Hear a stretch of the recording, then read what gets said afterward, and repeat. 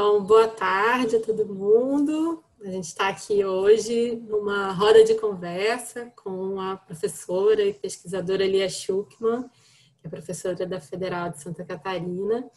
E a gente vai fazer uma discussão hoje sobre branquitude na escola.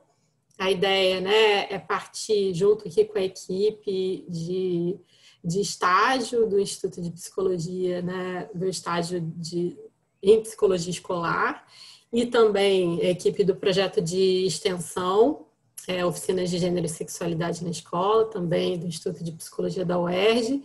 A ideia é a gente discutir com a Lia sobre esse tema mais geral, né, branquitude na escola, a partir de algumas questões, de algumas reflexões que a gente foi aí pensando ao longo do nosso trabalho de campo, né, em uma escola parceira, em que a gente tem feito, então, um trabalho, principalmente com turmas do primeiro ciclo do ensino fundamental, né? Então, turmas de quarto, quinto ano, tem sido aí nosso trabalho mais recente a partir dessa discussão. A gente convidou a Lia para trocar aqui uma ideia. Lia, muito obrigada por você ter topado estar aqui com a gente. Eu que agradeço, Amanda, pelo convite. A Amanda tem sido uma parceira aí nos últimos anos, de tudo. Dividir quarto em congresso, bater papo, pensar junto várias coisas. Então, agradeço também a parceria dos tempos. Que bom, muito bom. Fiquem à vontade aí, gente, para perguntar o que vocês quiserem. Tá. E você também... e você também, assim, super... É uma conversa mesmo. A gente também tem aqui, além da equipe, algumas pessoas, né, que ou já fizeram parte da equipe, ou são parceiros e parceiros do nosso trabalho, estão na pós-graduação investigando o tema, né? Então, também, depois aí nas discussões, todo mundo convidado aí a comentar, a pensar junto, né? A gente pensou, então, como eu disse, 3 questões, né? Vamos começar com uma que a Gabriela organizou aí, e a partir do que ela trouxer, você fica à vontade para comentar, para trocar. Oi, gente, boa tarde. Então, boa tarde, Lia. Eu estou no estágio, né, nesse grupo de extensão sob orientação da Mana há mais de 4 anos já. Já estive em 2 escolas, escrevi agora minha monografia, concluindo agora que também foi sobre esse campo. E queria que você comentasse um pouco sobre metodologia para a educação a partir desses conceitos com os quais você trabalha, e para exemplificar assim, branquitude, né? Para isso, eu queria exemplificar uma oficina que está no nosso cardápio de atividades, que a gente já realizou, né, nessas 2 escolas que eu pude estar, e que tem suscitado muitos debates. Assim, a gente falou muito sobre ela, por exemplo, nesse tempo de pandemia, ela tem um lance cênico, assim, teatral, que se chama Entrevista com Personagens, né? Queria comentá-lo um pouco, vou tentar ser breve para poder disparar um pouco essa discussão desses conceitos, como branquitude, né, para pensar racismo na escola, né? Então, essa oficina chama Entrevista com Personagens. A gente também já chamou de oficina de estereótipos, né? Que ela é como um jogo, assim, como se fosse aquele joguinho que você bota um personagem na testa para os outros adivinharem, só que ao contrário, uma inversão disso, onde a gente divide em grupos, né, a turma, cada grupo desenvolve um personagem que vai ter como marcador principal, como uma característica principal, né, desse personagem, na construção do personagem, um marcador social, né, que no início ele é muito assim, né, a gente usava muito como exemplos negro, mulher, mas também tinha alguns marcadores que são considerados neutros ou da norma, né? E aí a gente foi adaptando para pensar em raça, né, para poder faziam debate sobre racismo, né, na sala de aula, mas assim, um pouco essa questão que você traz, né, muito nos seus textos, de como que esse marcador da branquitude é um marcador neutro, né, da neutralidade. E pensando nisso, um pouco nessa inversão, a gente passou a botar mais, né, como personagem, esse marcador que é branco. Então, assim, no jogo, primeiro a gente distribui esses marcadores meio por sorteio, e isso ficou oculto, né? Porque o objetivo é que os outros grupos possam adivinhar o que é. Para isso, uma das pessoas desse grupo vai à frente da sala e encena um personagem para os outros acertarem, né? Se eu não estiver explicando alguma parte aí, podem me ajudar, tá? Porque eu não sei, são muitos elementos nessa oficina, né? Então, fica meio difícil até falar tudo. E aí é assim. Então, eu queria falar que como que a adaptação dessa oficina veio muito dessas reflexões, né? Sobre branquitude, para poder tirar esse marcador branco desse lugar neutro, né? Esse lugar que não é falado. E, na verdade, a gente viu que a resposta de estudantes, assim, muitas vezes foi incrível, assim, foi de uma riqueza de características, né, para a montagem desses personagens brancos, por exemplo. E queria trazer um exemplo específico da escola anterior, né? A gente não está mais em vínculo com ela, mas quando eu entrei no estágio, a gente estava lá, que teve uma oficina especial. Tem gente aqui que está assistindo que também esteve nessa escola, né, comigo, como Isma, a Bruna e tal, se quiserem comentar também. A gente esteve numa turma em especial, que eu queria dar esse exemplo, em que esse marcador, né, na construção do personagem, o marcador branco, eles fizeram, né, para conseguir atingir o objetivo do jogo, que é fazer os outros grupos acertarem, eles construíram um personagem assim bem racista, naqueles, né, explicitando de uma maneira bem explícita, assim, né, uma atitude, um pensamento racista. Nesse jogo a pessoa não pode dizer o marcador, né, isso.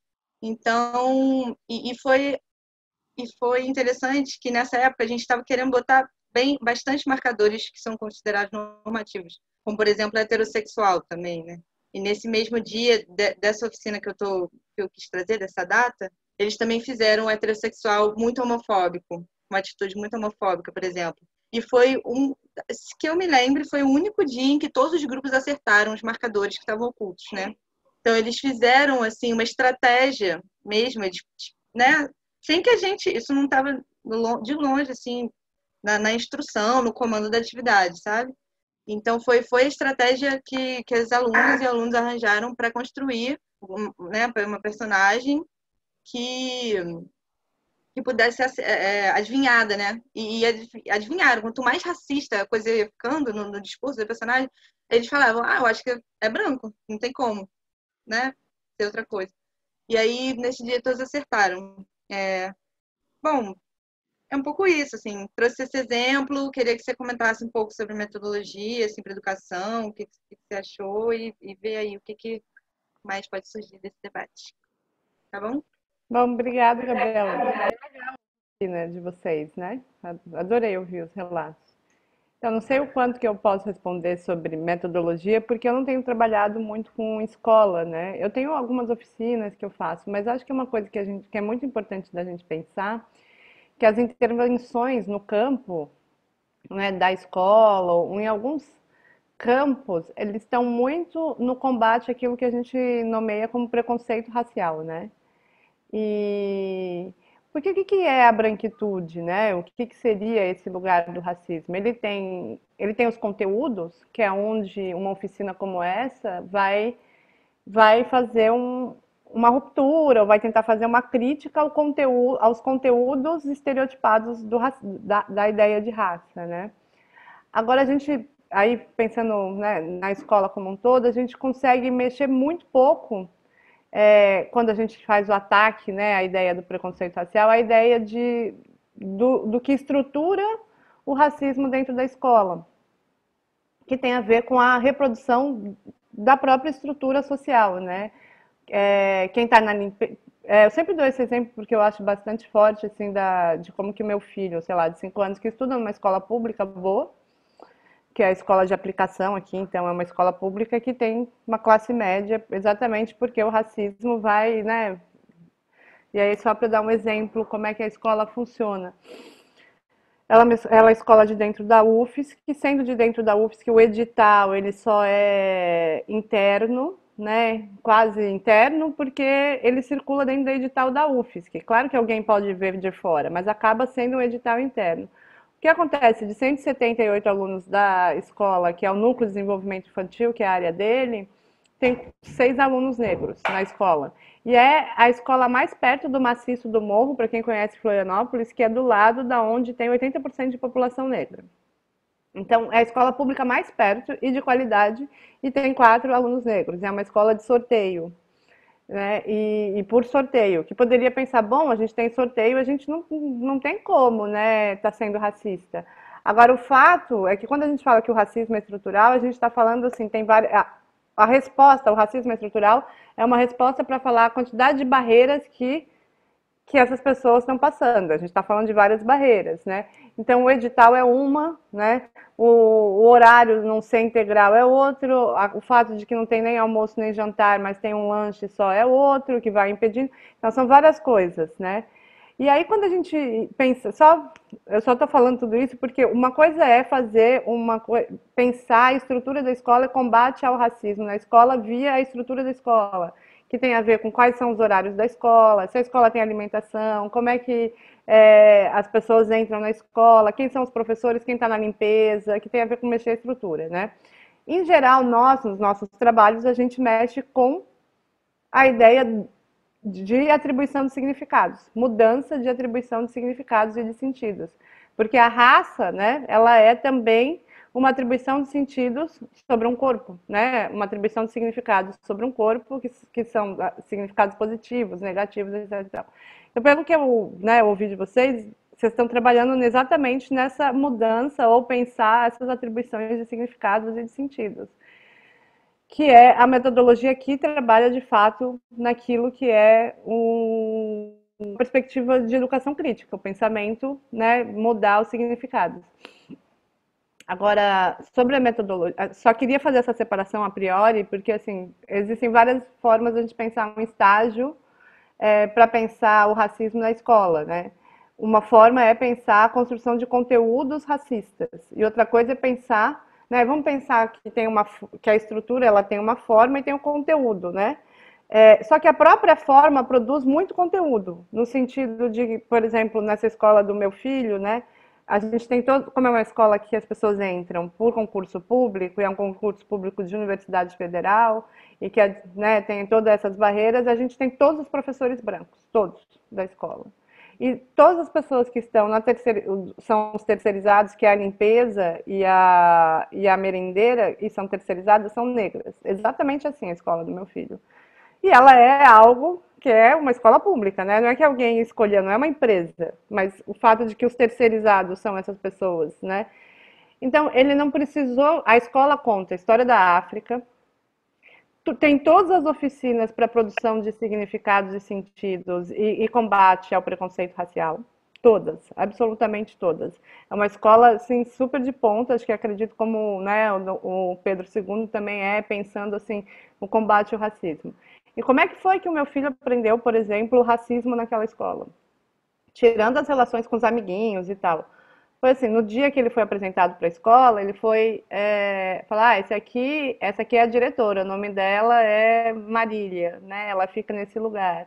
Essa aqui é a professora que pensa, né, a produção pedagógica de vocês. E a gente foi sendo apresentado, né, mãe e filhos, né, para a escola. Esse aqui é o professor de educação física, essa é a psicóloga, essa é a nutricionista. Todas as pessoas brancas foram apresentadas. E na hora que a gente passou na cozinha, as mulheres não foram apresentadas para meus filhos. Aí eu virei para a diretora e falei, ué, mas as pessoas vão cozinhar, você não vai apresentar? Né? Eu fiquei nervosa dele ver a cena que as únicas pessoas negras não tinham sido apresentadas.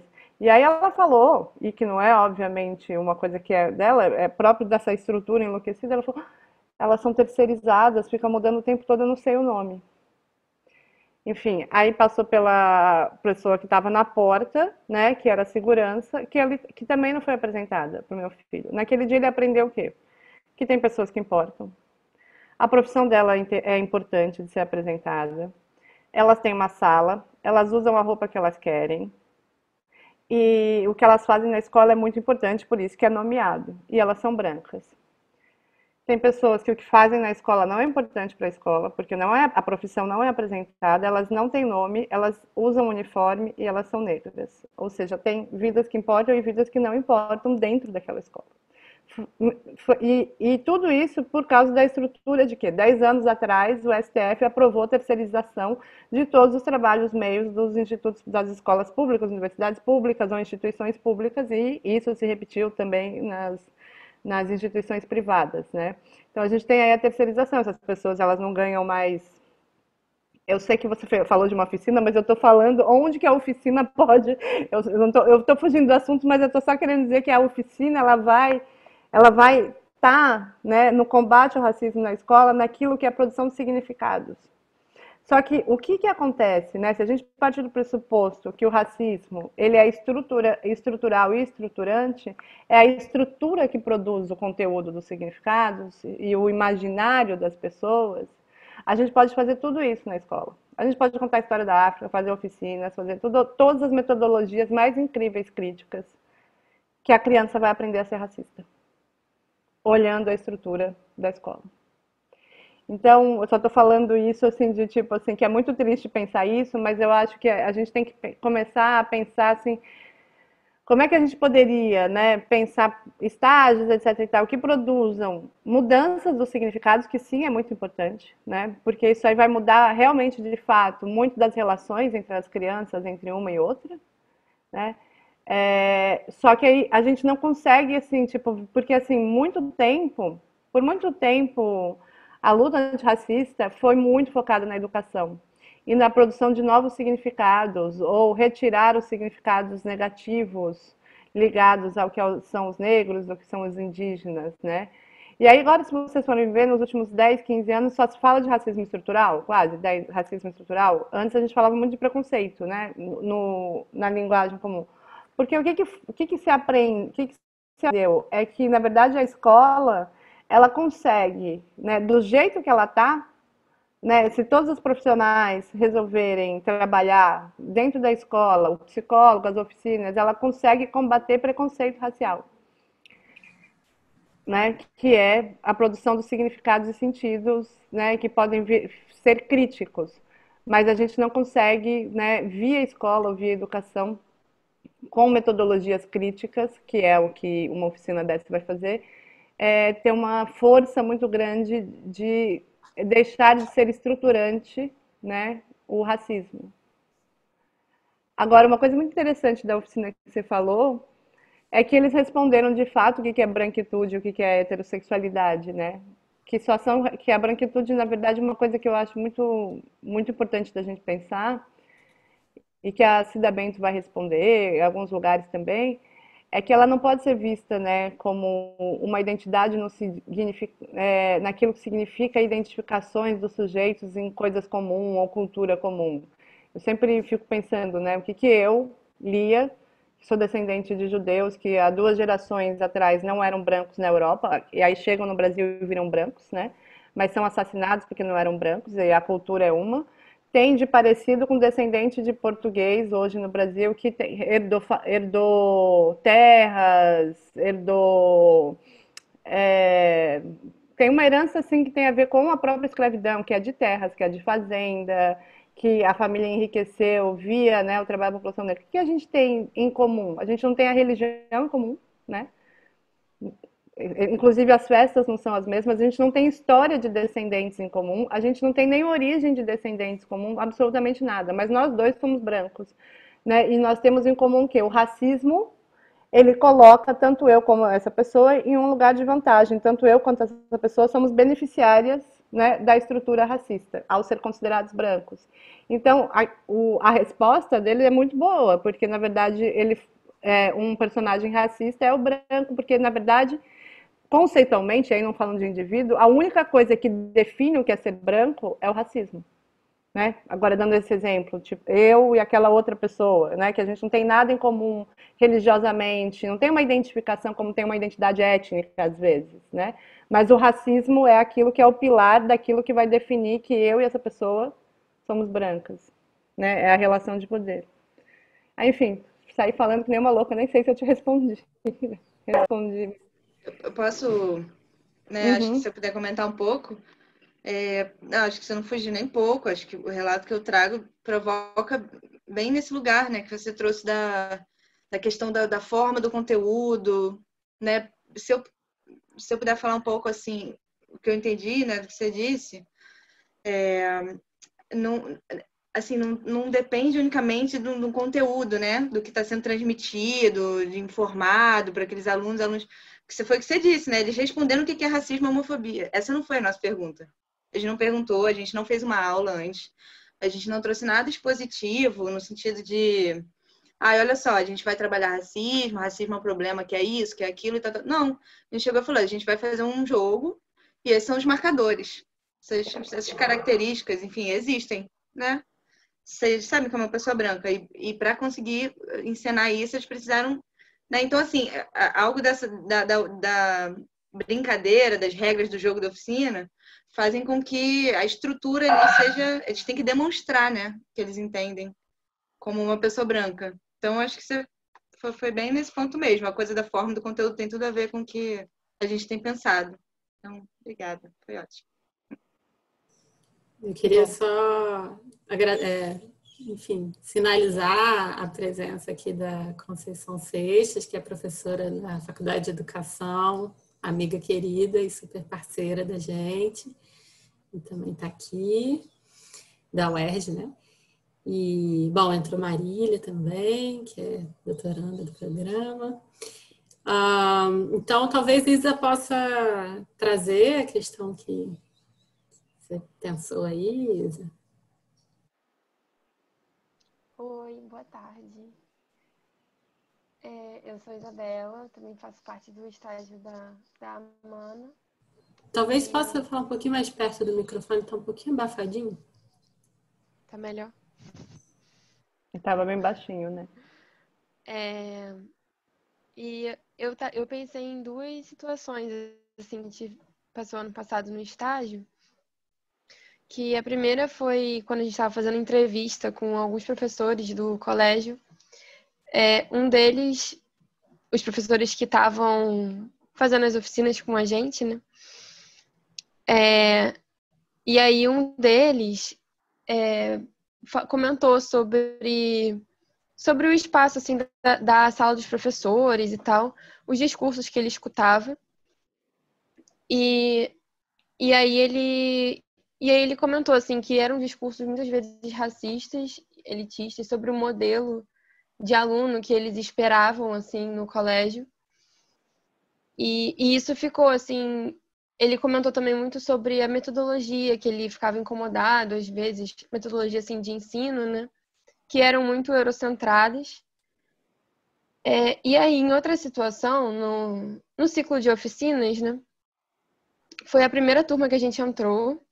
E na última atividade, no dia do encerramento, eles estavam bem agitados, porque eles tinham acabado de sair da semana de prova e era bem pesado, assim, eles viam a nossa oficina muitas vezes assim como um respiro, né, na semana. E aí eles estavam bem agitados nesse dia de encerramento e a professora ficou bem chateada com isso e chamou a atenção deles. E aí ela perguntou, assim, para eles, para os alunos, né, vocês acham que eles vão querer voltar na escola depois disso? No caso, a gente, né? Vocês acham que eles vão querer ir em outra turma, conhecer outra turma depois de ver esse comportamento de vocês e tudo mais? Foi a primeira turma deles, vocês acham que eles vão querer de novo e tudo mais? E isso foi assim, foi muito na hora, né? Foi muito assim, o que a gente faz com isso, né? E aí eu queria saber, assim, porque é um discurso que a gente vê muito, assim, é muito presente na área da educação, né? E aí eu queria saber um pouco como que você percebe, assim, esses valores, esses discursos em sala de aula, na instituição mesmo, pelo viés da branquitude, assim, por essa percepção, né? Por essa ótica. Isa, Bom, daria várias respostas sobre isso, mas é porque eu sempre acho muito difícil falar de professor que está nessa situação de que o próprio estrutura de desigualdades, né, brasileiras colocam eles numa situação de tipo 40 horas de aula dentro de uma sala de aula com sei lá quantos alunos, bom, bizarramente uma estrutura muito bizarra que são os professores de escolas públicas em geral, né? Mas eu gosto de pensar que é muito difícil que não seja isso se a gente tem uma educação no Brasil que ela foi pautada. A ideia de educação no Brasil ela foi pautada na ideia de progresso e civilização branca, né? A gente tem aí, inclusive os começos. Tem um texto bem legal, vou passar depois para a Amanda. O começo das escolas no Brasil, ou a própria das universidades, acho que a UFRJ e a USP e tal, foram formadas por franceses, né? E a reprodução de França, a gente fica falando de decolonialidade, só que assim, uma loucura da internacionalização que tem que ficar publicando em inglês. Vamos publicar em inglês para uma revista norte-americana sobre decolonialidade do Brasil. É a resposta, né? Tipo assim, é uma piada, mas é isso, né? É isso quase que acontece nas universidades, da gente pensando o decolonial. Então, não tem como, eu não tenho como te achar muito uma solução, mas não tem como ser diferente se a gente for pensar qual é a história da educação no Brasil. A história da educação no Brasil, ela entra logo do pós-abolição com uma ideia ela começa junto com o racismo científico, quando o racismo científico entra no Brasil com a ideia de que para civilizar esse país, ele precisava se tornar branco. Exatamente isso que acontece no pós-abolição. Não sei quanto vocês sabem que a gente tinha 4.750.000 descendentes de africanos no Brasil. Olha o número, 4.750.000 descendentes de africanos e 750.000 descendentes de portugueses. Esse era o número da população, não se sabia a população indígena, né? Nesse pós-abolição. E aí entra o racismo científico, que é a ideia de que o seguinte, para esse país se industrializar, para ele virar civilizado, ele tem que se tornar branco. E para ele se tornar branco, nós precisamos trazer os imigrantes, ou a mestiçagem tornaria esse país branco, porque era uma ideia que o gene branco era superior, era essa a ideia do racismo. Então a mestiçagem ia fazer, o Oliveira Viana acreditava que em 2012 a população brasileira seria inteira branca. Fenotipicamente e geneticamente não, mas porque o gene superior faria com que isso acontecesse. Essa é a história, né, do pós-abolição. E a educação, ela entra muito aí. Ela entra assim, bom, para educar esse país nós precisamos trazer os conteúdos de história, os conteúdos que se tem na educação da Europa. Então a gente tem uma educação que não fala com a nossa população, né? Inclusive ela nem até, sei lá, a década de 70, ela nem pensava os problemas brasileiros de fato. A educação superior muito mais ainda, assim, tipo, os problemas brasileiros não eram quase pautas até 1970, que aí começa, né, quando tem Paulo Freire, Milton Santos, uma crítica radical à ideia, né, de que a América Latina precisava pensar a América Latina, mas até então a gente tinha história. O que é a história geral? Como que o Brasil aprende história geral e aprende até hoje? É a história da Europa. A história geral é a história da Europa. Então a gente aprende a olhar o mundo através da história da Europa. Por exemplo, a gente sabe o que aconteceu, vocês devem ter tido isso. História antiga é o quê? História da Grécia, né? Mais ou menos isso. Você sabe o que estava acontecendo no Brasil, ou na África, ou na Ásia, exatamente no mesmo período? Não, a gente só sabe o que estava acontecendo na Europa. História do, sei lá, que é nomeada como, né, a época do feudalismo. O que estava acontecendo no resto do mundo? A gente só sabe que estava acontecendo feudalismo na Europa. Só que a gente nasceu no Brasil. Então, assim, e aí isso é próprio da branquitude, mas é próprio daquilo que é chamado de eurocentrismo, né? Por exemplo, toda a história de mundo a gente sabe exatamente da queda de Bastilha e não da revolta dos malês, aqui em cima, na mesma época, né? Que estava acontecendo. Então, é quase que impossível que uma pessoa que se formou nessa educação, achando que progresso e civilização né, e educar alguém, é torná-la, porque assim, é muito mais que cor da pele, é tornar uma pessoa civilizada, é torná-la europeia, é isso que está no Brasil, quando a gente pensa o que é o colonial, né? E a gente tem toda uma educação pautada no colonial. Agora, aí sim a gente precisa mudar os conteúdos. Nesse sentido, é importante mudar os conteúdos, assim, né? Porque tem a coisa de mudar a estrutura, que tem a ver com quem as pessoas veem em tais lugares, mas o conteúdo, sim, porque a gente não é possível que a gente continue tendo, né? Aí, o que aconteceu? A gente tem 1500, por exemplo, aí a gente aprende, né? A descoberta do Brasil. E aí os negros e os indígenas, eles iniciam a história deles contadas pra gente nessa época. Inclusive a gente aprende a história dos africanos a partir da escravidão. Agora a gente não aprende a história dos portugueses a partir da escravidão. Ou seja, a história da Europa não começa com o chicote na mão. Inclusive o chicote na mão nem aparece. Então se fosse para pautar a escravidão, tinha que aparecer um com chicote na mão, no livro lá de história, e o outro, né, sendo escravizado. Mas não, a gente pauta tanto os negros como os indígenas a partir do olhar da Europa. Essa, sim, é um lugar que precisa fazer várias oficinas para mudar o conteúdo, né? Mas é muito difícil que o professor não pense isso, né? Não pense que a população negra de boné, com boné para trás, que desse jeito, etc e tal, ela não seja incivilizada. Porque a própria ideia de civilização que tem no Brasil, os modos de civilização que tem no Brasil são modos europeus, que se pensa, né? É que essa coisa colonial está em tudo, né? Ela não está assim numa parte, né, no livro de história, ela está em tudo, assim, o que é comer, né, bem, o que é comida, enfim, tudo, modos de sentar, que música é uma música que é aceitável e outra não. É tudo colonial. É tudo pautado na Europa. Então, assim, eu fico, tipo assim, não consigo muito pensar nesse professor, a não ser... E aí eu fico pensando, bom, isso sim precisava de oficina, de formação de professores. Só que eu fico sempre pensando assim, a gente vai ficar mexendo na base, né, que é o professor, ou que é o cara que está lá, é o enfermeiro, é o não sei o quê, que é o cara que está já 40 horas estudando, 40 horas dando aula, que está com depressão, que está com a família toda fodida, que não está conseguindo pagar a conta e que vai para a formação de muito saco cheio. É tão estrutural que assim, eu não estou conseguindo dar muitas soluções para vocês, eu só estou fazendo assim, tipo, pensando como é que isso se repete, né? Como é que é difícil pensar na escola nesse lugar, professor que é o responsável a passar esses conteúdos, né? E aí tem uma coisa que a gente precisa resolver, e aí não sei como, e acho que o estágio é um bom campo para a gente resolver, porque tem um estudo que mostra que o conhecimento produzido na academia, por exemplo, sei lá, decolonialidade é algo bastante produzido agora na academia, mas esse conhecimento, ele demora, tipo, 20, 30 anos para chegar na escola. Tipo, o que foi produzido sobre história, sobre racismo na década de 70, demora 20, 30 anos para chegar na escola, nos livros didáticos, se chega, né?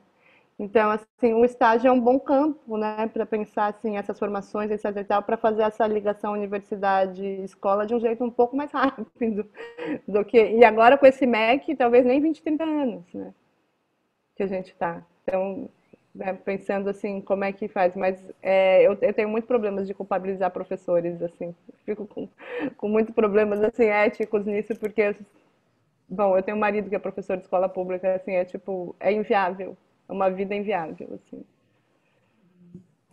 Não, Eu isso não tô... é uma coisa que a gente fala muito, né, em supervisão, assim, da importância de não, porque muitas vezes, né, a A vontade estagiária, é essa, professor racista, não sei o quê, tá claro, reproduzindo, né? Esse é um desejo, né?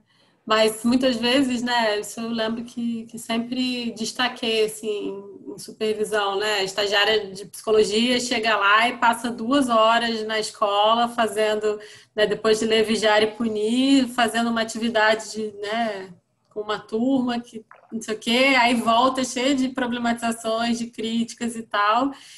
E é isso, né? Tem um dia a dia da escola que é, né, de apagar incêndio permanentemente. Então, também, assim, o que também a gente não reproduz, né? E isso é uma questão para a gente pensar o tempo todo quando faz trabalho de estágio e de intervenção em escola, né? De uma certa hierarquia do saber acadêmico que chega lá, e a psicologia, né, é especialista, literalmente, em fazer isso com o campo da educação, né? Chega na escola, diagnostica, identifica, percebe um monte de problemas e volta para a academia e produz uma série de artigos, de problematizações e tal, né? Então, assim, mesmo se a gente está com viés crítico aí, como é que a gente atenta para não acionar um formato que é um formato também colonialista, né?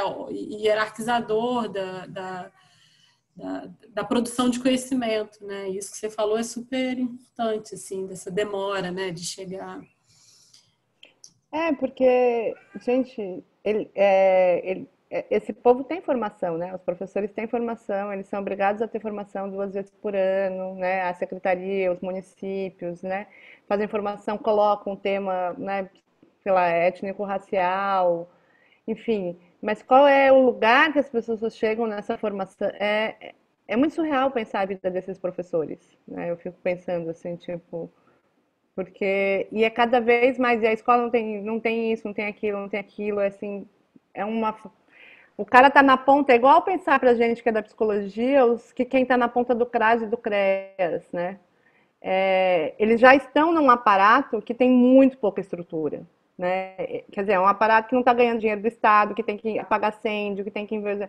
E aí é muito fácil a gente falar, meu, o cara que está na ponta ali está sendo racista, tá tratando mal o negócio, a pessoa veio reclamar, ele falou que a mãe não sabe cuidar dos filhos, e a gente faz esse olhar em geral quando a gente faz, né, orienta estágio no CRAS e no CREAS, né? Eu oriento muito no CRAS. Mas eu tento ficar pensando, meu, o cara é o trabalhador da ponta. Vocês vão ser provavelmente, né, quem é da psicologia, o lugar que mais emprega psicólogo é CRAS e CREAS, né, de trabalho público, né? Não, e sem recurso nenhum, o telefone que ele usa é o dele, não tem isso, não tem aquilo, não tem aquilo, não tem, assim, não tem rede de apoio. Chega a pessoa com problema psiquiátrico, ele não tem uma rede para mandar, não tem o psiquiatra do lugar que está funcionando. Assim, todas as redes estão super mal estruturadas dessa forma que ele não consegue trabalhar em rede, porque as redes são todas muito precarizadas, né, nesse sentido. Então é muito difícil, né, que eu não sei como, eu não estou dando muitas soluções aqui, mas estou pensando que é muito difícil. Então, em geral, eu acho que a gente, quando faz estágio, que eu falo para minhas estagiárias, por exemplo, né, tanto no campo da educação do antirracismo, ou que eu também faço, né, estágio em escolar, pensando oficinas, pensando coisas antirracistas, para a gente tentar mínimo, né, tipo, o mínimo possível olhar para o professor com, né, ou essas pessoas, porque é uma estrutura muito difícil, mas e que mesmo a gente trabalhando lá, a gente vai conseguir, no máximo, né, fazer isso que é o combate ao preconceito racial.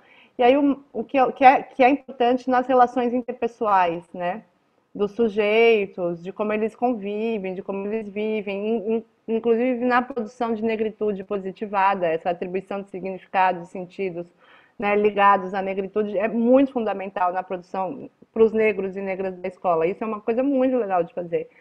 Agora, um trabalho que eu tenho tentado fazer direto com essa coisa assim, por exemplo, que possa pensar um pouco a estrutura, né, de conseguir que a escola essa tenha cotas para professores, que, né, que tenha, vá mudando um pouco a estrutura dela, porque se a gente não mudar a estrutura, fica muito difícil, né, de fato, assim, dessas escolas. Uhum. Talvez Júlia possa trazer aí a terceira questão, e aí depois a gente pode abrir um pouco para outras pessoas também. Oi, Bia. Oi, gente. Boa tarde. Estão me ouvindo? Está me gerando câmbio, né? Então, Bia, tem uma das oficinas que estão no nosso cardápio, que é nessa escola que a gente tem feito trabalho de campo recentemente. Também passou por uma redefinição, né, de coisas. E aí essa é uma primeira oficina que a gente faz, chamada Desenho de um Corpo.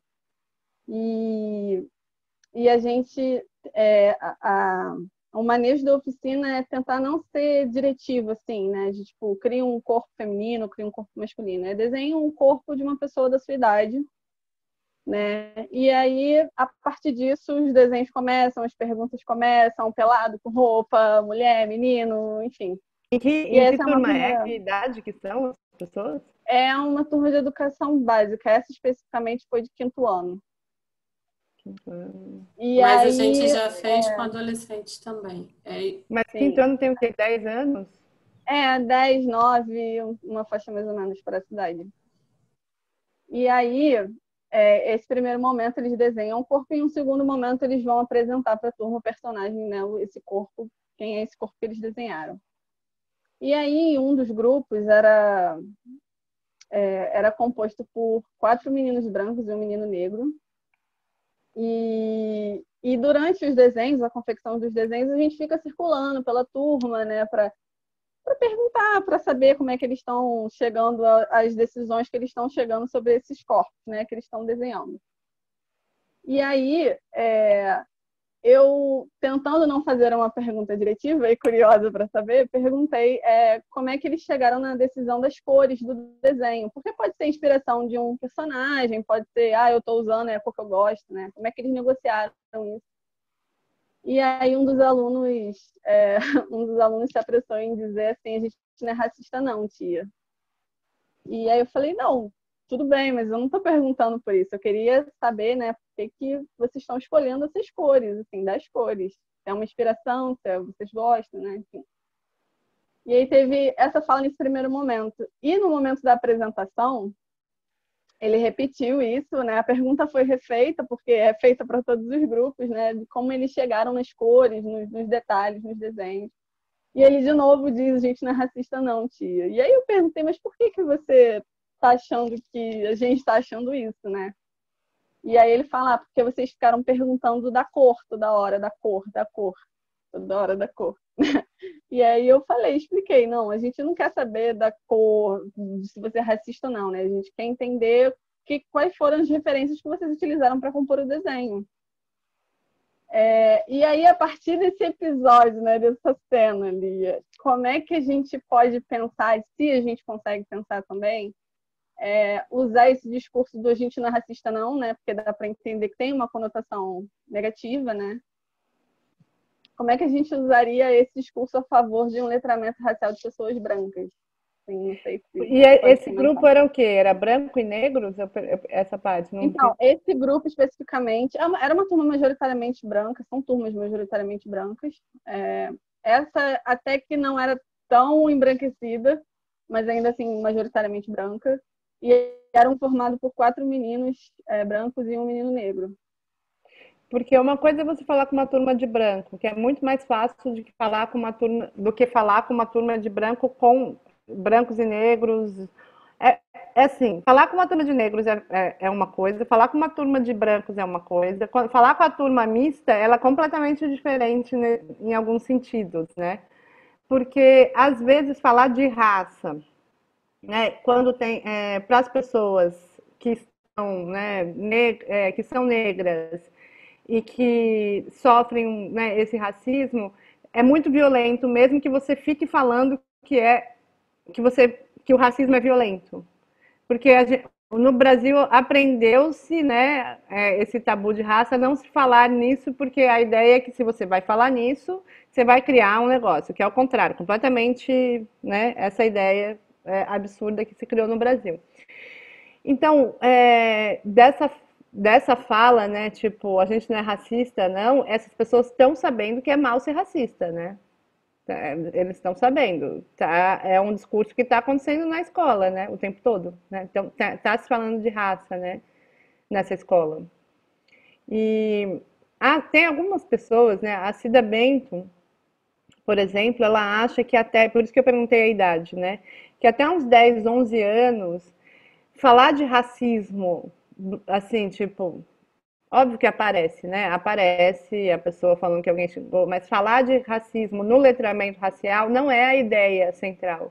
A ideia central que ela acha é falar de orgulho negro. E orgulho negro para brancos e para negros, né? Que é essa ideia, orgulho negro, que é essa ideia de uma negritude positivada, que é contar histórias positivas, né, ligadas, ou colocar música, colocar referências sei lá, poetas, músicos, escritores, intelectuais, estou na aula de geografia, né?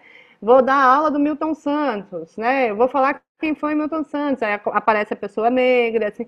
É uma ideia de positivar e dar significados positivos para tudo aquilo, né, que está ligado à negritude. Essa é uma forma que tem se pensado o letramento racial na infância, né? E que eu acho assim que ela é muito fundamental para brancos e para negros, né? Para os brancos saírem do centro do mundo, né? De tipo, nós somos tipo bonecas negras, né? Ela é importante para os negros se sentirem representados e para os brancos se sentirem o centro da representação de humanidade. Então, essa ideia de ter negritude positivada em todos os campos de saber, de todas as formas, etc. e tal, é o que se pensa mais ou menos do letramento racial até 10, 11 anos, né? Porque o que acontece, né? Alguns estudos, né? E aí só para a gente pensar sobre isso, né? Quando chega, né, de uma oficina dessa, por que a gente pensou, né? Por que a gente pensou, por que só tem branco? Eles falaram, bom, eles podiam ter falado, a gente, né? Quando eles falam a gente não é racista, se a gente for psicanalista, a gente só tira o não, né? Tipo, Freud mandou a gente tirar o não da frente e continuar a frase, né? Por que a pessoa. Você não perguntou isso, né? Não é no texto do Freud sobre negação que ele vai dizer exatamente naquele texto assim, que o Freud pergunta para o paciente, por que você sonhou isso? E aí o paciente fala, não é minha mãe, né? O Freud pergunta, quem era essa pessoa? E o paciente fala, não é minha mãe. Aí ele dá esse exemplo para você tirar o não, porque ninguém perguntou se ele achou que é uma indireta, né, em geral. Você já está respondendo, é porque o racismo está ali, né? Porque senão a pessoa podia responder qualquer outra coisa. O processo de negação é sempre aquele de que aquilo veio na cabeça, né?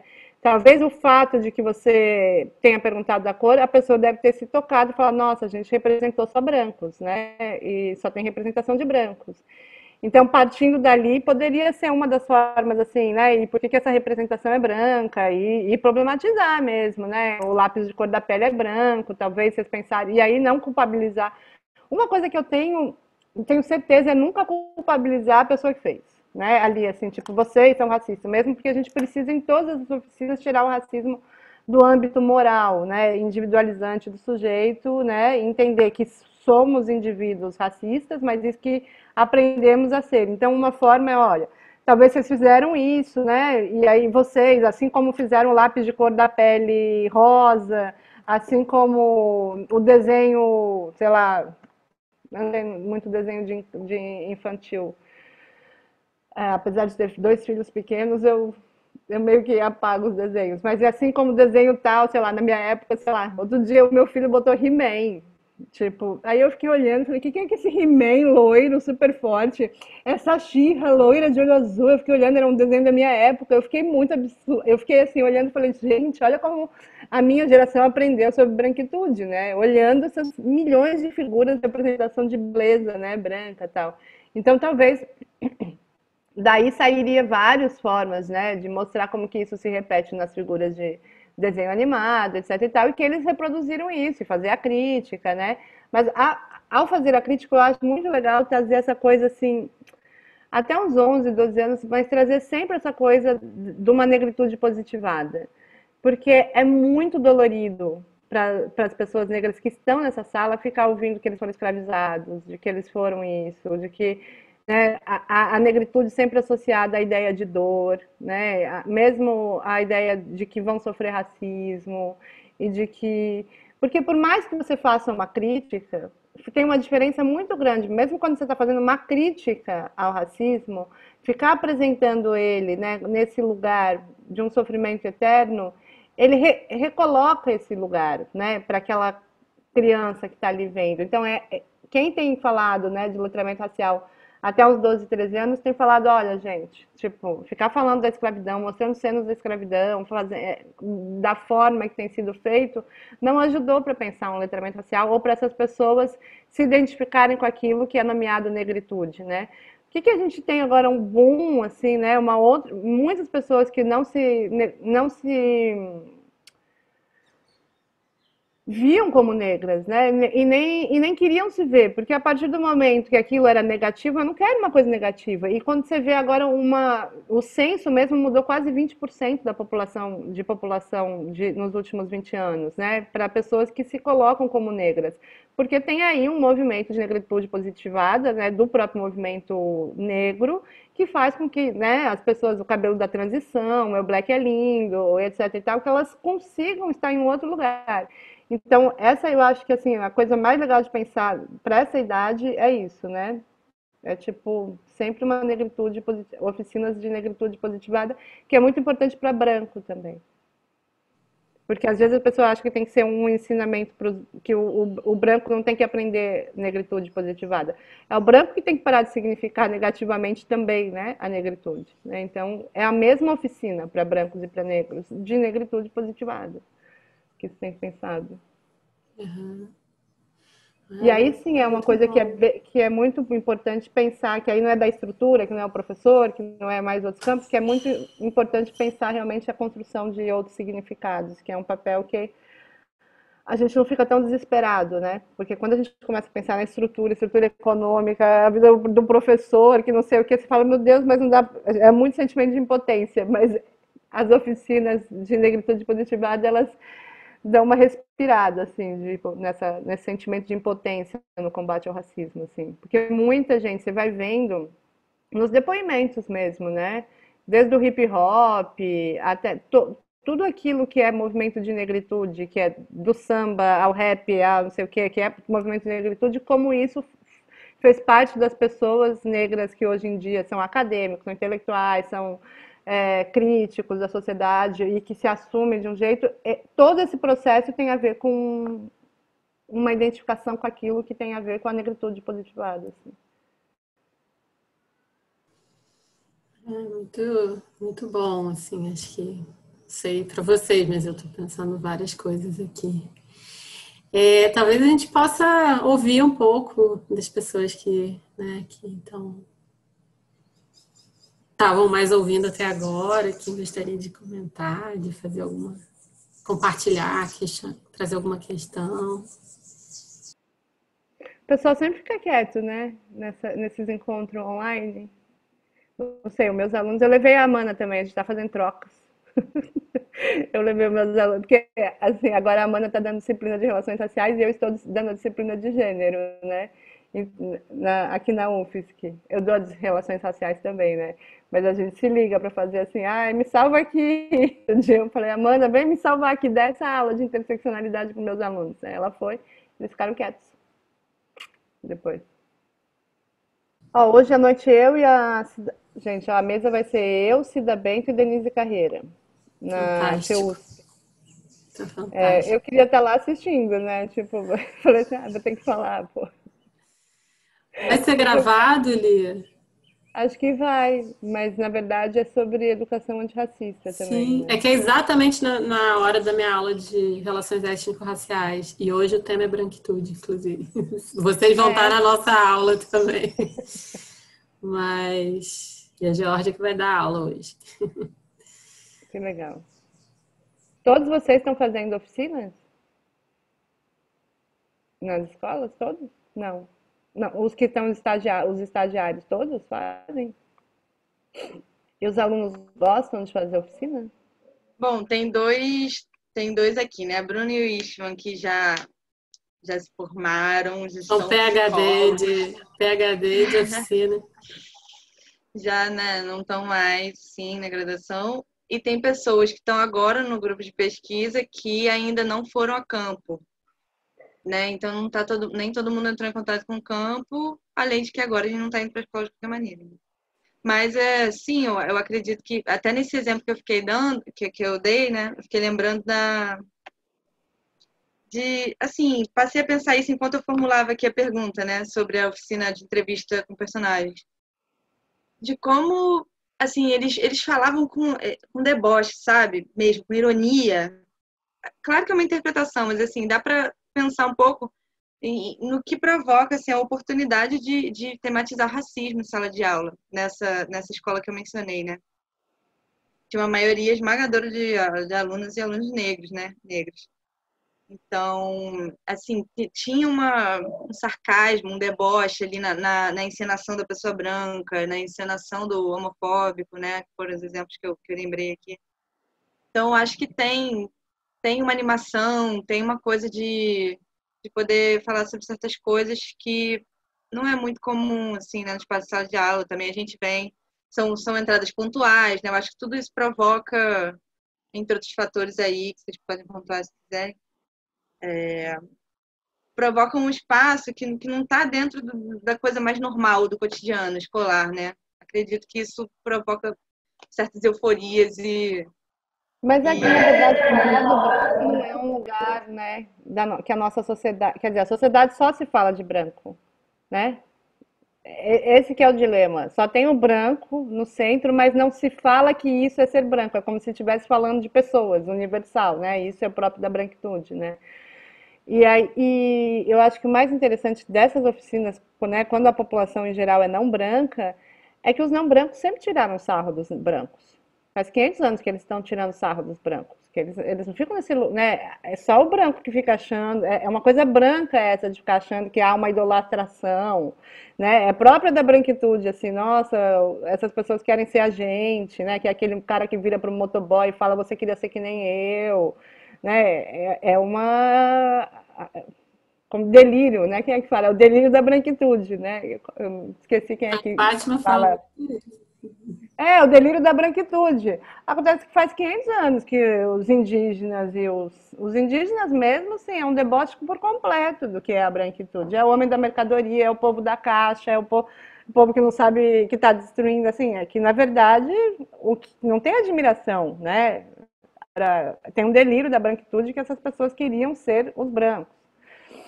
Então, quando você coloca isso aí nessa oficina, tipo, essas pessoas que estão há 500 anos olhando e tendo opinião sobre quem são os brancos, o que não tem é poder para a opinião circular, né? É o que eu sempre penso nesse exemplo, né? Os guaranis chamam a população branca de Dijuruá. Os Dijuruá são tudo de ruim. Nossa, tipo, é o povo da mercadoria, é o povo que... É um deboche por completo, né? Agora, alguém já morreu na rua porque é de Juruá? Não, assim, na Globo fica aparecendo o de Juruá, não sei, o que não tem. Por isso que o racismo estrutural, um dos pontos é poder econômico, né, poder político e poder de produzir subjetividade, por causa da indústria cultural. Né? Então, é aí que tem Hollywood, tem esse He-Man, tem essa She-Ra, que eu cresci vendo Xuxa. Então, tem esse poder daquilo que é próprio do conteúdo, dos estereótipos, estarem sendo veiculados e ser capilarizado no tecido social. Mas quando você coloca aí, né, umas oficinas em que você vai ouvir o que as pessoas pensam dos brancos, não tem nada a ver com o que os brancos pensam de si mesmo, né? Que é um delírio. Delírio por completo, que é o que, né, que a Célia Azevedo escreveu no texto dela sobre o medo branco, né, Onda Negra, Medo Branco.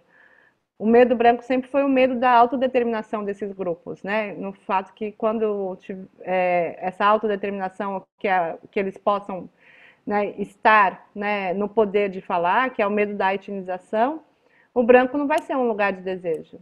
Né? Ele vai ser um lugar de deboche, ele vai ser um lugar de tipo, a gente não quer vocês aqui, né? Mais ou menos isso. Então, se você fizer várias oficinas, isso vai sair. Vai sair. É um deboche por completo. Você chega a uma roda de pessoas negras que convivem com negros, o deboche que é o tempo todo deboche. É que quando eu tô junto, eles já nem me consideram, assim, tipo, muito eu faço deboche junto, assim. É só deboche. E uma coisa que eu estava pensando enquanto você falava da questão do racismo estrutural, né, Lia? A gente tem visto assim uma apropriação de certas questões, de certas narrativas, né, estudando a ofensiva antigênero, eu observo muito isso, né, nos movimentos ultraconservadores, assim, como que certas palavras, termos, pautas do movimento feminista, dos estudos de gênero e sexualidade foram apropriados e ressignificados numa direção preconceituosa, né? E numa disputa narrativa mesmo por exemplo, né, a construção da ideia de ideologia de gênero e tudo mais.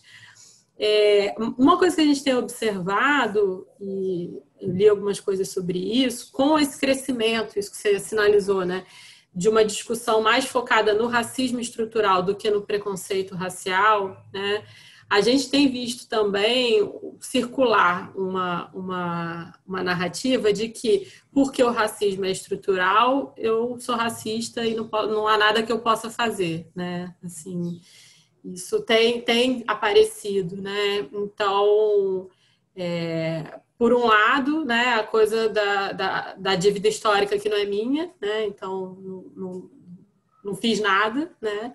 E por outro, a sociedade é estruturada de uma forma racista, então isso está muito além de uma lógica mais individual, do preconceito, até de uma certa agência, numa perspectiva mais liberal, né? Do que eu posso fazer, o que está no meu alcance, né? E eu acho que deve ser a pergunta que você mais ouve na sua vida então o que a gente faz, né? Depois das suas consultorias, diagnósticos. Não, mas é que, na verdade, eu sempre falo, essa é uma pergunta, tanto que aquele seminário que eu fui curadora do Ibirapitanga, tem umas 4 mesas que é o que podem os indivíduos, né, diante do racismo estrutural. Acho que quase todas elas eram tentando responder o que podem os indivíduos, né? E aí e até o Silvio Almeida, que, né, escreveu o livro do racismo estrutural, acho que a primeira coisa que ele escreve não é porque ele é estrutural exatamente porque ele é estrutural que os indivíduos devem agir, né? No sentido, exatamente porque ele é estrutural, ele foi estruturante, você é um indivíduo. Agora, esse campo, né, de resposta, para a gente que é da psicologia social, fica até um pouco pensando, né, porque várias pessoas falam isso, mas o racismo é estrutural, e a pessoa é da psicologia social, sei lá, fala assim, bom, mas do que é feita a estrutura? Das instituições. Do que é feita as instituições? De sujeitos. Né? As instituições, elas existem, mas assim, tem pessoas operando na instituição, né? Assim, a estrutura existe, mas tem pessoas, né? As instituições, por exemplo, né, uma instituição que a gente conhece, que opera diretamente, aí eu gosto de pensar um exemplo, que para mim é muito forte, o racismo estrutural. Né? A gente pensar o Código Penal de 1940, que é um Código Penal vigente na prática, não na teoria, até hoje, que é que tem um criminoso antes do crime. Para quem não conhece o Código Penal de 1940, era crime vadiagem. Vadiagem era pós-abolição, 4.750.000 descendentes de africanos jogados assim, né, tal. Logo depois que tem o pós-abolição, cria-se o Código Penal de 1940. E aí, assim, ser encontrado fazendo golpes de capoeira é crime. Vadiagem, gente, peguem esse código, né? Vadiagem, que é estar na rua sem trabalhar, é crime. Bom, enfim, você vai vendo tudo que é crime. Na verdade, qualquer pessoa negra na rua é crime. Porque, assim, elas não tinham emprego, então se ela estava na rua, ela estava de vadiagem. Ou se ela estava na rua, né? Está em grupo, ou seja... Então, a gente começou aí uma prática de encarceramento total da população negra no pós-abolição, né? Então, a gente vai pensar assim, tudo isso que eu estou querendo falar do sistema de justiça e Tá, então, a gente tem um sistema de justiça que se estruturou, né, a partir do racismo, desde o Código Penal aí, que se repete no encarceramento em massa. As instituições são a polícia, né, e, enfim, o TRT, o judiciário, a defensoria, todas as instituições que significam o sistema de justiça como um todo, e o sistema de injustiça, né, se a gente for pensar, só que tem um indivíduo ali, né, um juiz que vai olhar por eu sempre penso nesse caso, é um caso de São Paulo, que uma mulher negra foi chamada de uma mulher senhora negra de sei lá, uns 60 anos, foi chamada de macaca por um rapaz de 23 anos, branco, que pede para ela, acho que numa biblioteca, pegar um livro, não sei se era numa biblioteca, bom, é no mercado, alguma coisa, pega isso aí para mim. E ela falou assim, não estou trabalhando, alguma coisa assim. E ele xinga a mulher, tal, e aí ela denuncia, e esse caso está lá em São Paulo, que foi parar né, ele virou réu, E o juiz, no julgamento, ele olha para esse rapaz de 23 anos e fala, bom, é um menino, imagine se fosse um homem negro de 23 anos. Ele não era um menino, né? É um menino, ele vai perder a faculdade, ele está totalmente identificado com esse cara, né? Ele não tem nenhuma identificação psíquica, e aí como a gente como psicólogos, né, para pensar, nenhuma identificação psíquica com uma mulher de 60 anos que foi nomeada de macaco. Então ele pensa, o que ele está pensando? Ele está pensando que o réu, que é esse menino, rapaz de 23 anos, vai ficar preso, vai perder a faculdade, a vida dele vai ficar muito difícil porque racismo é um crime que não tem, como chama? Você não pode pagar, esqueci o nome da palavra. Inafiançável. E, enfim, e aí, obviamente, ele não criminaliza, né? E esse cara não vai preso por racismo, e aquilo nem é visto como racismo, é visto como uma piada, foi só uma brincadeira, assim. Bom, tem um cara aqui, que é o juiz, né? Então, existe um indivíduo que responde pela instituição, né? O que é o racismo institucional, quando a gente vai pensar? É a incapacidade de uma instituição de promover a igualdade racial. Mas ela é uma instituição de uma incapacidade de promover a igualdade racial internamente, vamos supor. Vamos pensar a escola. Como é que a gente pode pensar que a instituição da escola tem racismo institucional? A gente vai pensar, se essa escola tem no quadro dela professores, diretores, pessoas em todos os cargos de poder e de status, pessoas negras, né?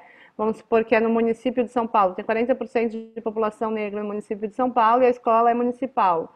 É assim que a gente faz o diagnóstico de racismo institucional. A gente vê como é que está o quadro dentro dessa instituição. Se a gente tiver 40% de pessoas negras, só que elas estiverem só nos terceirizados, obviamente também tem racismo institucional. A gente tem que ir vendo cada, né, quadro dessa escola. Agora, isso é para você ver ali dentro, né? Bom, uma das coisas do racismo institucional. Aí qual é a cultura, como é que essas pessoas são tratadas, se elas são violentadas lá dentro, né, etc, etc. Mas outra coisa do racismo institucional é saber se essa escola, por exemplo, se o serviço dela, o que ela faz, né? A escola educa, ou, por exemplo, qualquer outra instituição, o judiciário, ele, né, presta um serviço de justiça para a população. Se o serviço que ela oferece é igualmente para as populações brancas e negras ou de grupos raciais diferentes, né? Brancos, negros e indígenas. Se é igualmente, né, tem os mesmos direitos, etc e tal, as pessoas são tratadas igualmente. Então você vai ver, por exemplo, por que o caso do Carrefour é racismo institucional? Porque a instituição, né, se a gente imaginar um homem branco de terno e gravata, não teria um segurança perseguindo ele. Porque, né, as pessoas falam, não, mas isso não é caso de racismo, não teve intenção racista, etc e tal. Bom, a partir do pressuposto que, né, não seriam brancos e negros tratados da mesma forma pela essa instituição, né, pela segurança dessa instituição, tem racismo institucional. Só que tem um indivíduo. Então, por isso que tem tudo a ver, né? Se o racismo é estrutural, como é que eu posso agir? Você pode agir em qualquer instituição que você faça parte, né? Não sendo você o cara que vai pegar, porque a polícia, né, tem o Código Penal, que é um criminoso, tem o sistema, né, da polícia como tem, só que tem um cara que está lá e vai atirar. Esse é o indivíduo, né? Esse é o poder que o indivíduo tem, dele atirar ou não no cara que está ali, dele bater ou não no cara que está ali. Tem um indivíduo ali, respondendo a uma instituição e a uma estrutura. Mas essa é a pergunta que eu sempre que alguém me responda, mas se o racismo é estrutural, o que eu posso falar? Eu vou falar, bom, do que é feito as estruturas? Né? Como é que as estruturas viram estruturantes? Elas são feitas de instituições, né? Sistema de justiça, educacional, política econômica. E do que são feitos os indivíduos que estão ali, tem esses cara, tem o juiz ali que está olhando para esse réu identificado. Isso é a própria branquitude, né? É o próprio pacto narcísico da Cida Bento, de fato. Se eu respondi, né? Sim, super. Essa coisa do racismo estrutural com o sujeito, assim. Então, acho que tem uma coisa que você vai pensar que aí sim, o professor, ele é instituição também, né? Tipo, quando ele não coloca, né, a história das pessoas brancas no mesmo lugar que a história das pessoas negras, aí tem um racismo institucional na escola, no serviço que ela deveria oferecer, que é a educação, né? Sim. Gente, pelo adiantado da hora, A gente está chegando no final, mas se alguém quiser colocar uma questão, trazer algum ponto, ainda temos um tempinho. Tá um pouquinho baixo. Bruna, e seu microfone que fica te boicotando. Cancelada. Silenciada, gente. Se parar de funcionar, vocês me avisam. Então, são muitas coisas, né? Mas não vou me alongar muito. Acho que ali eu trouxe bastante coisa a se pensar e a se encarar, né? Principalmente quando a gente pensa que a gente não vai resolver essas coisas sozinhos e nem de uma hora para outra, né? São mais de 500 anos de história e não somos nós que vamos derrubá-los sozinhos, né? Mas eu fiquei pensando um pouco nesse último ponto, como que... E aí eu trouxe uma provocação, né? Para pensar essa questão da estrutura. Faz 31 anos que foi aprovada a lei antirracismo, né? A lei da injúria racial. E até hoje, eu, pelo menos, nunca soube de ninguém que foi condenado por essa lei, né? Não sei se vocês souberam. Tem 3 casos no Brasil, acho.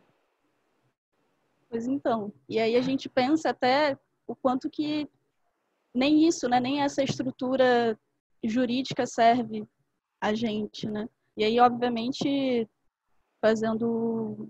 Enfim, parece... chega a ser até uma retórica, né? Obviamente que não serve a gente porque é feita para nos condenar e não para condenar pessoas brancas, né? E aí eu fico um pouco pensando nesse sentido mesmo, né? Como que a gente ainda está tentando lutar dentro de uma estrutura que é feita para funcionar dessa forma, né? Como que a gente ainda está tentando mudar essa estrutura. Acho que é um pouco do que o Ailton Krenak traz, né? Nos trabalhos dele. Por que a gente não quer derrubar esse mundo? Por que a gente está desesperado para salvar o mundo colonial, né? O mundo branco?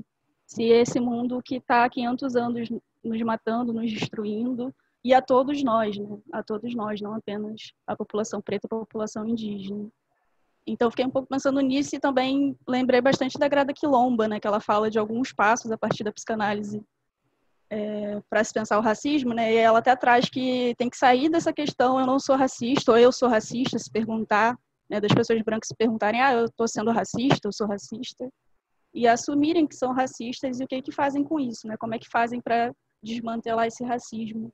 E aí o último passo, que eu estava até discutindo esse texto hoje com uma amiga minha, seria a reparação, que eu acho que é o que a branquitude tem falhado em fazer, né? O penúltimo é o reconhecimento. Muitas pessoas aí se colocam e se reconhecem enquanto racista, mas ainda falta o passo final, que seria poder reparar um pouco dessa história de genocídio, né?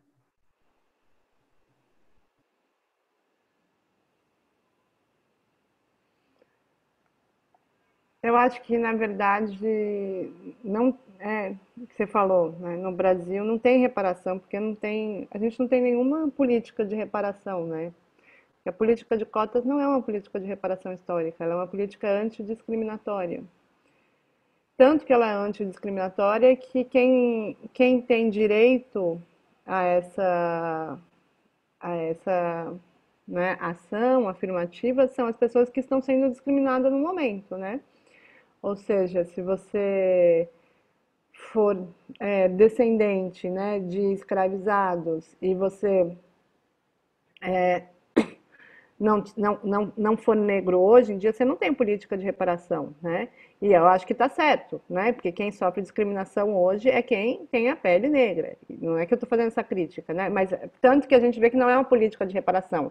Ela é, obviamente, uma política antidiscriminatória. Por exemplo, as pessoas trans têm algumas cotas, porque elas sofrem discriminação. Não é uma política de reparação, ação afirmativa. É isso que tem que ficar evidente.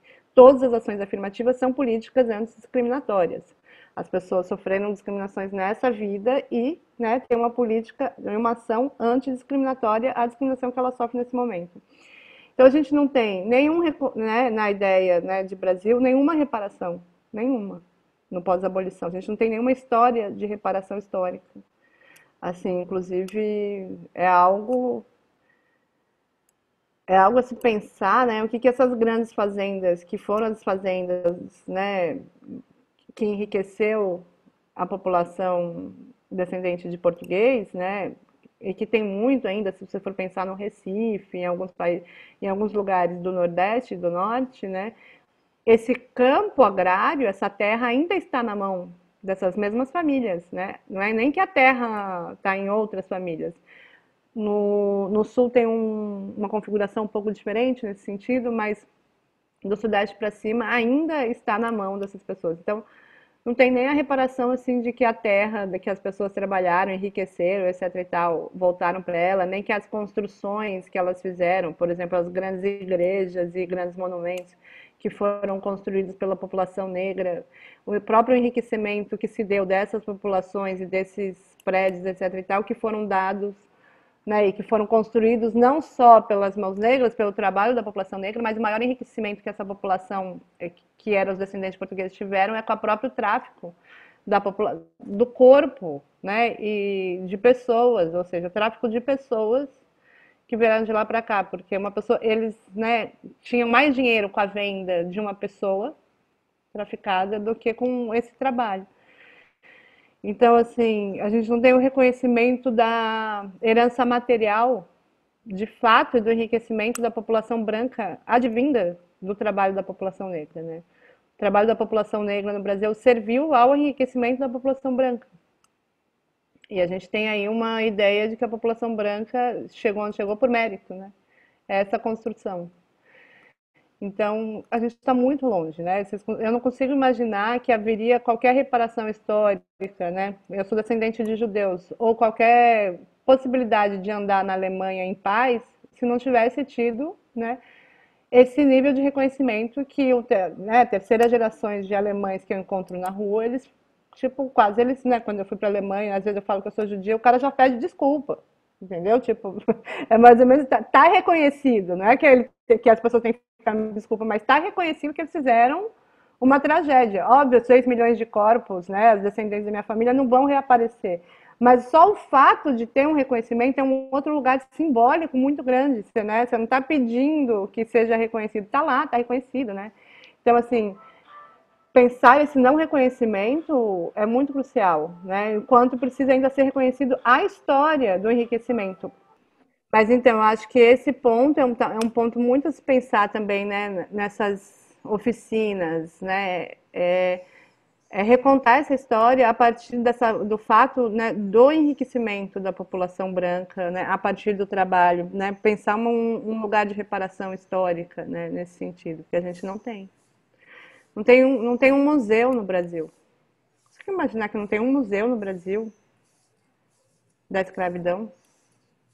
Outro dia eu estava pensando assim, né? Que a minha primeira aula de psicologia e relações raciais, eu pego aquele livro, né? Os verbetes sobre a história, o dicionário da escravidão, e vou pegando cenas, né? Não da estrutura, mas criança, parto, o que eram, né? Coisas da vida comum, comida, enterro, né? Eu vou pegando esses verbetes e dou para os meus alunos, né?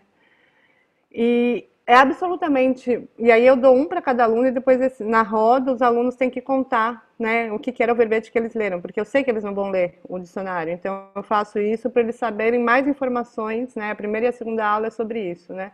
Então eles leem o verbete, aí contam e depois eles têm que associar o que tem hoje na sociedade brasileira de parecido com aquela parte da história do Brasil. Bom, tem lá mulheres e amamentação, né? Acho que foi até escrito pela Maria Helena, pela PT Machado, eu nunca sei o nome dela, eu me acostumei a falar PT Machado, que escreveu o Pânico e o Medo, né, na história da abolição. E aí ela tem estudado gênero né, no período da escravidão. Então, o fato de que essas mulheres eram amas de leite, né, e que elas realmente, de fato, amamentavam as crianças brancas, acontecia porque elas tinham crianças, né? Elas só tinham leite porque tinham crianças, né? E as crianças, elas eram desnutridas, muitas delas, né? E aí, por exemplo, você vai vendo como é que acontecia isso, né? Elas não tinham como fazer o leite brotar se elas não tivessem com filhos. Isso nem existia essa tecnologia na época, né? Desde coisas assim, do dia a dia, por exemplo, tem lá crianças, eu não sei o quanto você sabe, mas as crianças brancas recebiam no nosso período, uma criança negra para ficar na casa grande. Quando essas crianças brancas fizessem alguma coisa errada, o castigo era na criança negra. Bom, a gente não tem, assim, história. A gente aprende a escravidão na escola como se fosse absolutamente... Sabe aquela coisa que a gente tem da nossa infância? Que a gente já junta uns 7 anos e lembra uns 4 dias? Tipo assim, são 7 anos, né? 365 vezes 7, mas assim, tem uns 4 dias que a gente lembra e meio que condensa o que era a infância, sei lá, tudo. Mais ou menos como se fosse isso, né? Pensado nos 350 anos, 400 anos de período de escravização no Brasil, né? A gente não sabe, assim, que teve 17 mil, olha, gente, 17.900 e tantas viagens, né, de navios, né? E 40% deles caíram e ficaram, sei lá, foram afogados, ou seja, 40% de populações que foram raptadas, né, de crime, de tráfico de pessoas, caíram no mar e morreram. Qual é a reparação que a gente tem isso para, né, que aí é uma reparação que não é nem de Brasil, obviamente, né, a gente também é o resultado disso. A gente é o resultado de uma ferida colonial e muitas vezes nós somos resultados dos dois, né? Muitos de nós, pessoas do Brasil, a gente é resultado, né, daquele que era o escravocrata com a pessoa que foi traficada, por causa dos estupros e das relações próprias de Brasil. Mas a gente não tem... eu aconselho para pensar a reparação, que é uma coisa que você falou, que é muito interessante, o relatório de Durban, né, em 2001 teve, né, esse grande encontro. E o último dia de Durban, na verdade, era para falar da temática de como haveria reparação. Reparação de fato, e não só reparação para os países em que a população negra foi viver em diáspora, né, por causa do tráfico, mas reparação à própria África, porque o quanto de construção de humanidade, né, a África perdeu porque essas pessoas foram retiradas de lá. Imagine hoje se você tira 70% da população de Brasil. Né, você retirou, né, grandes pensadores. É que assim, as pessoas no Brasil não conseguem nem imaginar isso, ou em outros lugares, porque é por causa do racismo. As pessoas não eram vistas como pessoas, grandes pensadores, grandes produtores, grandes possíveis médicos, grandes possíveis tudo isso, né? A própria escravidão teve esse, né, ela só acontece no processo de desumanização desses seres. Então, no último dia do relatório de Durban, a discussão era o quanto a África não se desenvolveu, né? Ou poderia ter se desenvolvido se não tivesse o tráfico de 70% dessa população. E é muito interessante ver o relatório, como é que isso vai acontecendo e como que os países europeus eles vão justificando para não fazer nenhuma reparação daquilo, nem das obras de arte roubadas, nem de dinheiro, nem de nada, mas a justificativa é que os líderes africanos não saberiam distribuir entre os seus povos, a grande maioria, né? Então, é interessante para a gente pensar o que é esse processo de não reconhecimento e não reparação. O último dia de Durban, um relatório, tanto que aí começa a ter uma confusão, Israel-Palestina, que na verdade foi, né, fumaça para a discussão central de Durban, que era o racismo contra a população africana em diáspora, para que se explodisse meio que tudo e não se resolveu nada nesse último dia. Mas, por exemplo, Fernando Henrique, ele assina, né, é aí que começa, né, ele assina um Durban que vai combater o racismo no Brasil e ações afirmativas, etc. e tal.